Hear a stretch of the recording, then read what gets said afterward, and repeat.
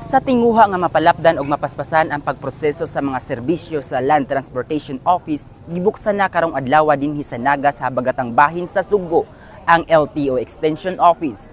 Gibanabana nga mokabat og 100 ka kliyente ang moakomodar in one sitting capacity.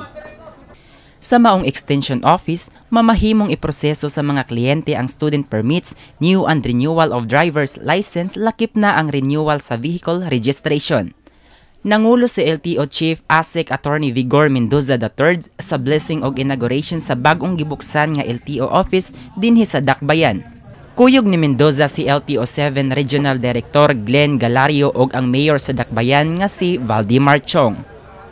Gipasalig sa LTO 7 ang katukuran sa mas daghang panilang extension offices sa tibuok Rehiyon 7 sa mga mosunod nga buwan. It's Central Visayas for Central Visayas has we're talking sa Cebu and Bohol. We'll soon be opening a district office in Albuy. Ang extension office sa Naga ang ikalima sa mga extension offices nga gibuksan na dinhi sa Sugbo. Una na nga nainagurahan ang LTO Extension Office sa Talisay, Isla sa Bantayan ug Camotes, ug lungsod sa Dalagete. Gawa sa Sugbo, gibutyag ni Galario nga magtukod sab og extension office sa uban probinsya sa Central Visayas.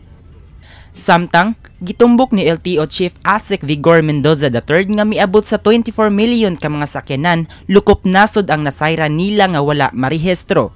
Hinungdan nga ilang mas pahugtan ang ilang mga operasyon batok sa unregistered vehicles.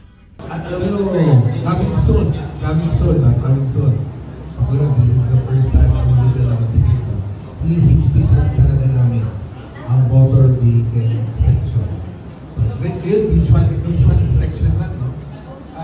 Papunta ka ako rito, may nakita ko ng mga sasakyan.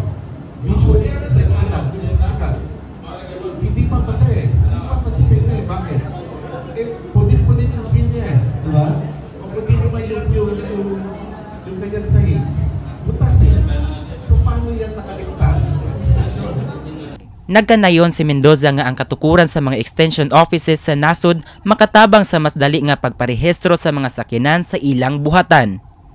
Kini si Joshua Padilla, PIT Com intern, alang sa My TV Cebu.